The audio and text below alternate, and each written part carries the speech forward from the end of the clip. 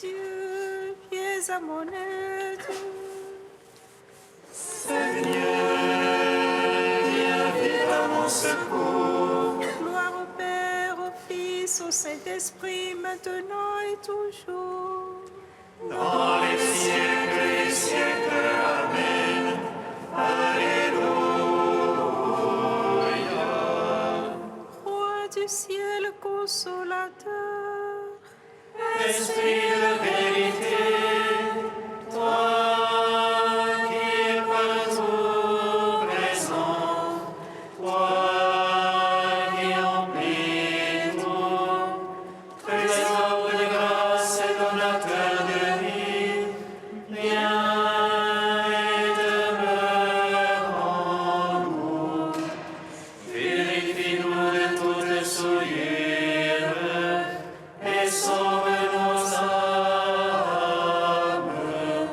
toi qui es bonté.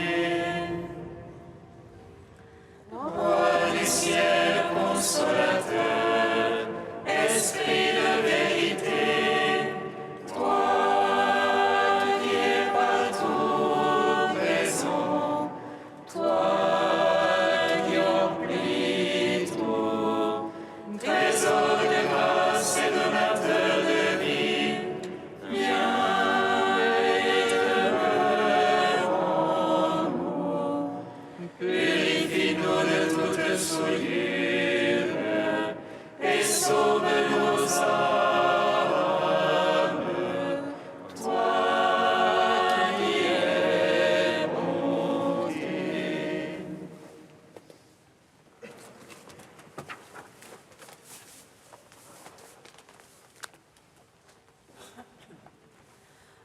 lorsque tu es descendu vers la mort immortelle, vie, L'enfer fut renversé par la splendeur de ta divinité.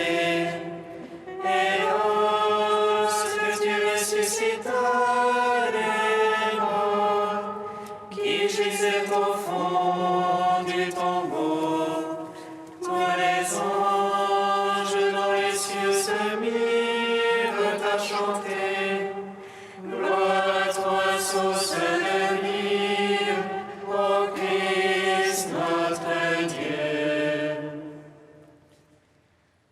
Lorsque tu es descendu à la mort immortelle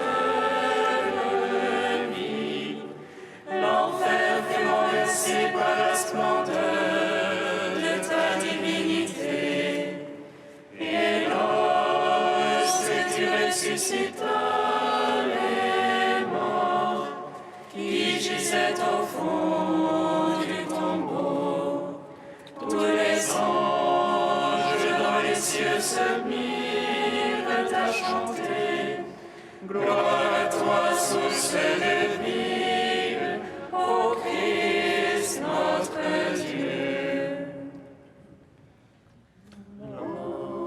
Lorsque tu es descendu vers la mort immortelle, l'enfer fut renversé par la splendeur de ta divinité. Et lorsque tu ressuscitas les morts qui gisaient au fond du tombeau, tous les anges dans les cieux se mirent à chanter. Gloire à toi, source de vie, ô Christ notre Dieu. Psaume 118, strophe 8. De ta miséricorde, la terre est pleine. Fais-moi connaître ta parole.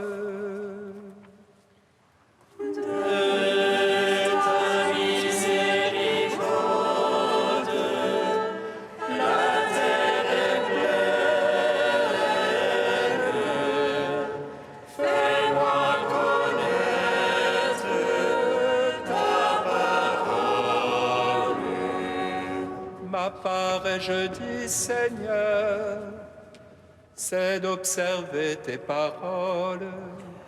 De tout cœur, je veux attendrir ta face. Pitié pour moi selon ta promesse. Je fais réflexion sur mes voies et je reviens à ton témoignage. Je me hâte et point ne retarde d'observer tes ordres. Les filets des impies m'environnent. Je n'oublie pas ta loi. Je me lève à minuit te rendant grâce pour tes justes jugements. Allié que je suis de tes fidèles, qui observent tes préceptes. De ton amour, Seigneur, la terre est pleine. Apprends-moi tes volontés. Gloire au Père, au Fils, au Saint-Esprit. Pour les siècles des siècles. Amen. De ta miséricorde, la terre est pleine. Fais-moi connaître ta parole. Psaume 10. Le secours me vient du Seigneur, qui a fait le ciel et la terre. Le secours me vient du Seigneur, qui a fait le ciel et la terre. En Dieu, j'ai mon abri. Le Seigneur est mon roc, mon rempart. Comment dites-vous à mon âme? Puis à ta montagne, petit oiseau. Vois les impies bander leur arc. Ils ajustent leurs flèches à la corde. Pour viser dans l'ombre les cœurs droits. Si les bases sont ruinées, que peut le juste? Le Seigneur dans son palais de sainteté. Le Seigneur dans les cieux et son trône. Ses yeux contemplent le monde. Ses paupières éprouvent les hommes. Dieu éprouve le juste et l'impie. Il déteste l'ami de la violence. Il fera pleuvoir sur les impies feu et souffle. Et dans leur coupe un vent de flamme pour leur part. Dieu est juste, il aime la justice. Les cœurs droits contempleront sa face. Gloire au Père, au Fils, au Saint-Esprit. Pour les siècles des siècles. Amen. Le secours me vient du Seigneur, qui a fait le ciel et la terre. Psaume 11. Sauve Seigneur, il n'est plus de saint. La vérité a disparu parmi les fils des hommes. Ils ne font que mentir chacun à son prochain. Lèvres trompeuses, langage d'un cœur double. Que le Seigneur retranche toute lèvre trompeuse. La langue qui fait de grandes phrases. Ceux-là qui disent la langue est notre fort. Nos lèvres sont pour nous qui seraient notre maître. Devant le pauvre qui gémit, le malheureux qu'on dépouille. Maintenant je me lève, déclare le Seigneur. J'assurerai le salut à ceux qui en ont soif.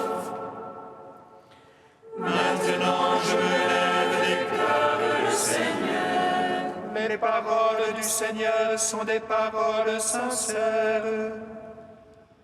Argent natif qui sort de terre, cette foi épurée. Toi, Seigneur, tu nous prends en ta garde. Tu nous protèges contre cette vengeance à jamais.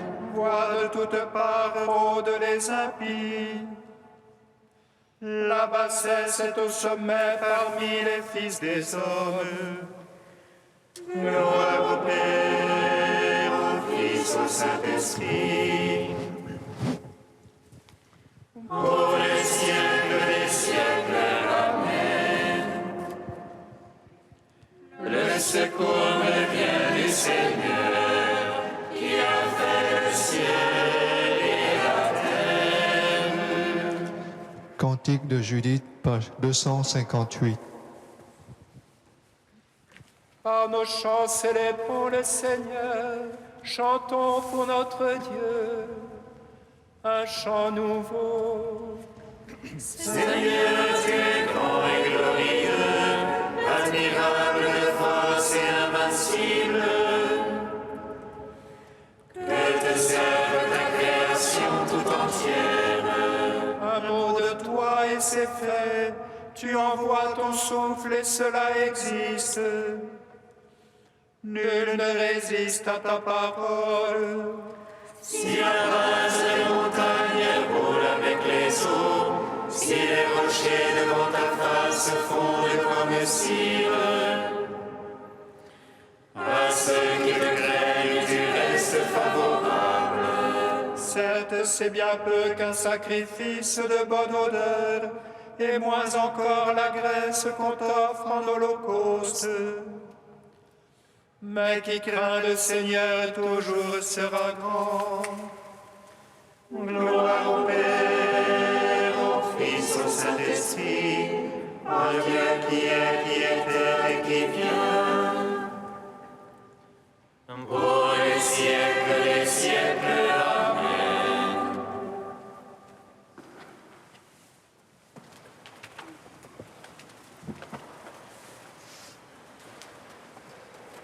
Du Père Gustave Martelet, l'au-delà retrouvé. Le jugement général sera avant tout la confrontation universelle avec Dieu dans l'amour. Révélé tel qu'il aura été tout au cours de l'histoire, l'amour de Dieu pour le monde deviendra la confusion de l'humanité tout entière. Comme chacun de nous aura été jugé et purifié par la rencontre personnelle de l'amour infini méconnu, l'humanité dans son ensemble sera elle aussi purifiée en découvrant le même amour négligé qu'il explique. Sa douleur, au terme de l'histoire, sera une douleur unanime de corps. Dans cet amour dont nous aurons été comblés, Dieu nous apparaîtra comme l'autre suprême que nous pourrons à tout jamais aimer. Nous entrerons ainsi dans une conscience et une communion interhumaine jusqu'alors inouïe, dont il faut bien comprendre le rôle par rapport à la vision de Dieu. Aucun phénomène de théâtre, de stade ou de concert ne peut nous en donner l'idée. Une conscience nouvelle aura surgi où la vision des trahisons commises sera indissociable des pardons obtenus. Plus encore que les œuvres culturelles de l'homme, c'est la mémoire spirituelle qui façonnera de l'intérieur la conscience commune de la nouvelle humanité. Mais en nous reliant ainsi par l'horizon du cœur, non seulement au cosmos de notre finitude, mais au terreau transfiguré des misères de l'histoire, cette mémoire nous empêchera de nous prendre pour Dieu, au moment même où Dieu, nous prenant pour ses fils, nous ouvrira dans l'Esprit Saint l'abîme divinisant de sa paternité. La rose humaine ne s'épanouira dans la gloire que sur la tige d'une histoire dont la courbure remémorée évoquera l'humilité des origines.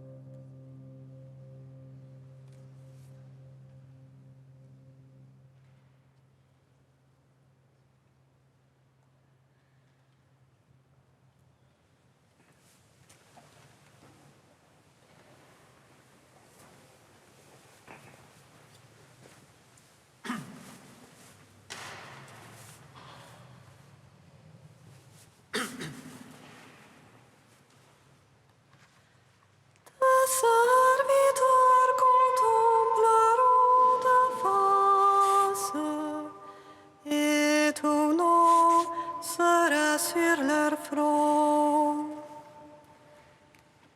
Tes services, tu as Dieu dans les siècles des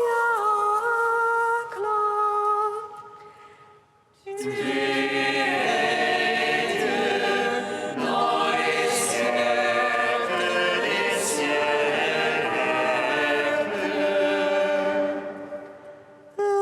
Ta faucille et moissonne, elle est venue, l'heure de la moisson. Tu es Dieu dans les siècles des siècles.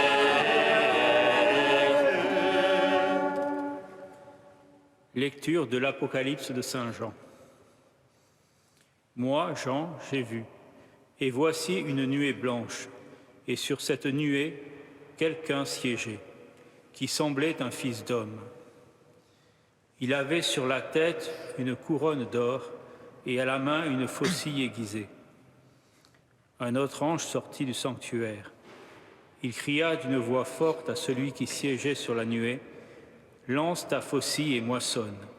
Elle est venue l'heure de la moisson, car la moisson de la terre se dessèche. » Alors celui qui siégeait sur la nuée jeta la faucille sur la terre, et la terre fut moissonnée. Puis un autre ange sortit du sanctuaire qui est dans le ciel. Il avait lui aussi une faucille aiguisée. Un autre ange encore sortit venant de l'autel. Il avait pouvoir sur le feu. Il interpella d'une voix forte celui qui avait la faucille aiguisée. « Lance ta faucille aiguisée et vendange les grappes de la vigne sur la terre, car les raisins sont mûrs. » Alors, l'ange jeta la faucille sur la terre, il vendangea la vigne de la terre et jeta la vendange dans la cuve immense de la fureur de Dieu. Tu es proche, Seigneur, par ta parole, sauve-moi. Tu es proche, Seigneur, par ta parole, sauve-moi.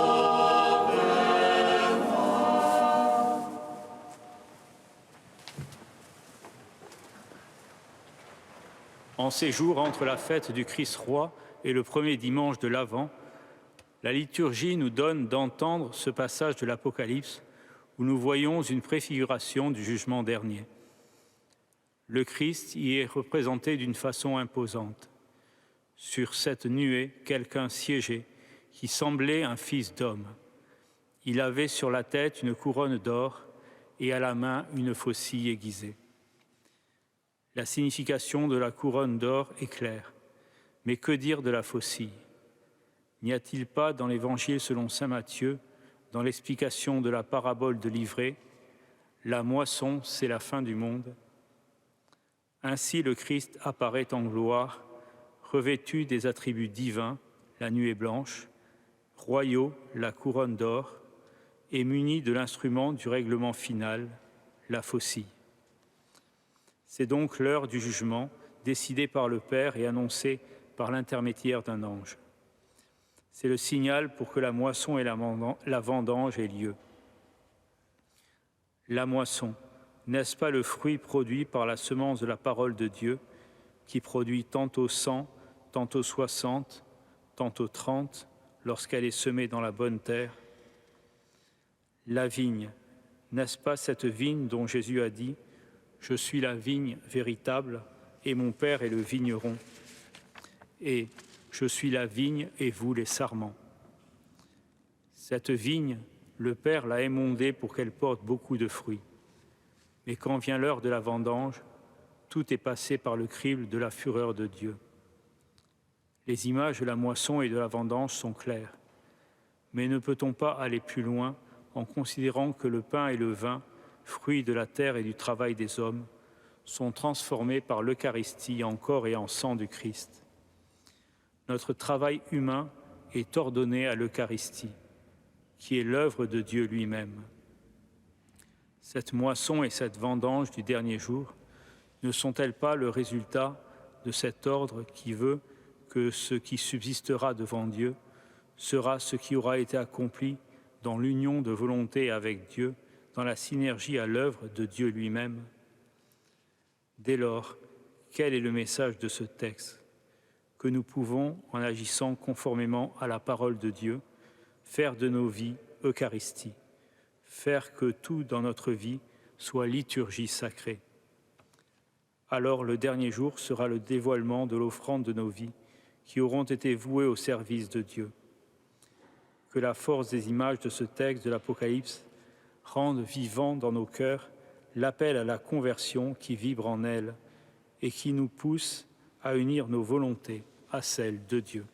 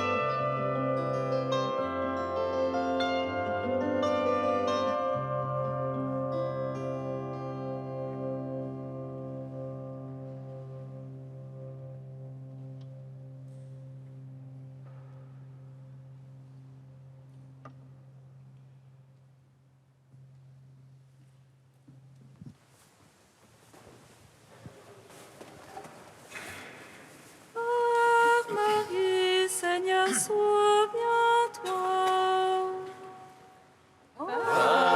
Marie, Seigneur, souviens-toi.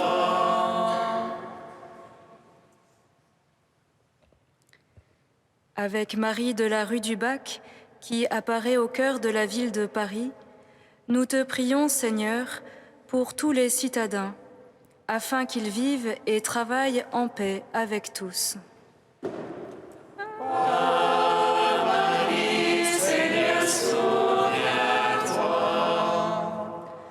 Avec Marie de la médaille miraculeuse qui soulage les pauvres et les malades, Nous te prions, Seigneur, pour ceux qui souffrent et ceux qui leur viennent en aide au quotidien.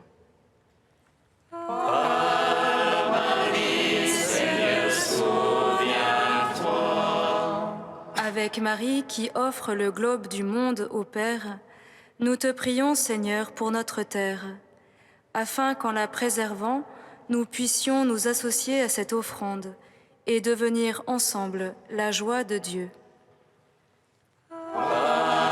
Marie, Seigneur, souviens-toi.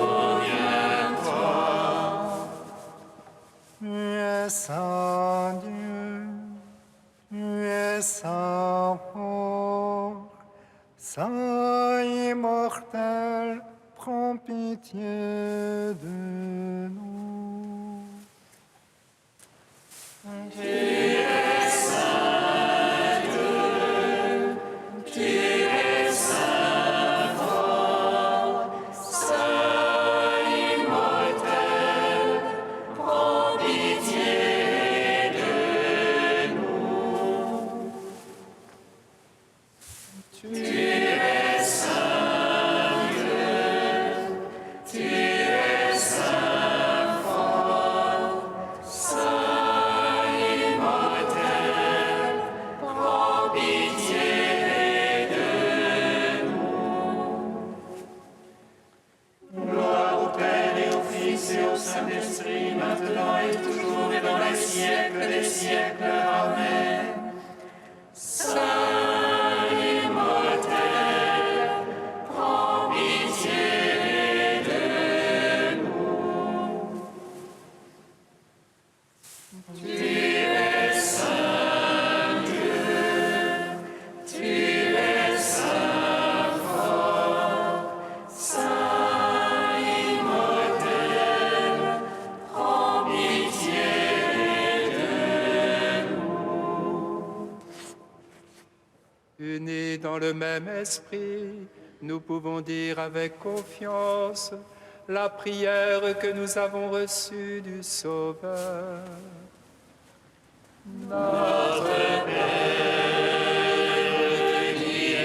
Aux cieux, que ton nom soit sanctifié, que ton règne vienne, que ta volonté soit faite sur la terre comme au ciel.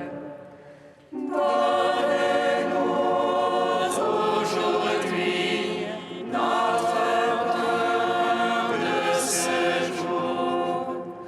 Pardonne-nous nos offenses, comme nous pardonnons aussi à ceux qui nous ont offensés.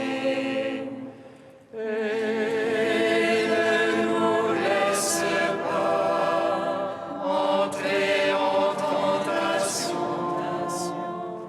mais délivre-nous du mal. Seigneur, tu as mis dans la mère immaculée de ton Fils des trésors de miséricorde pour tous ceux qui ploient sur leur fardeau. Accorde-nous un amour filial envers elle et une confiance totale en son intercession. Par Jésus le Christ, notre Seigneur. Bénissons le Seigneur.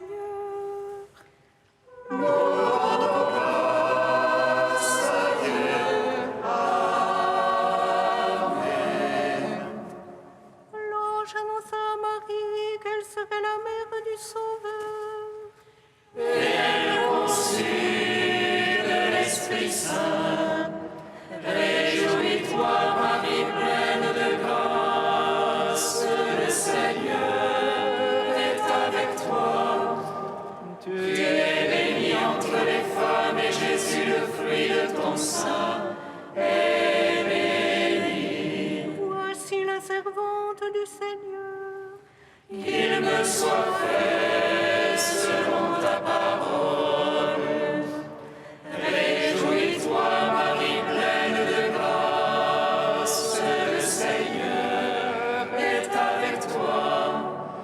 Tu es bénie entre les femmes, et Jésus, le fruit de ton sein,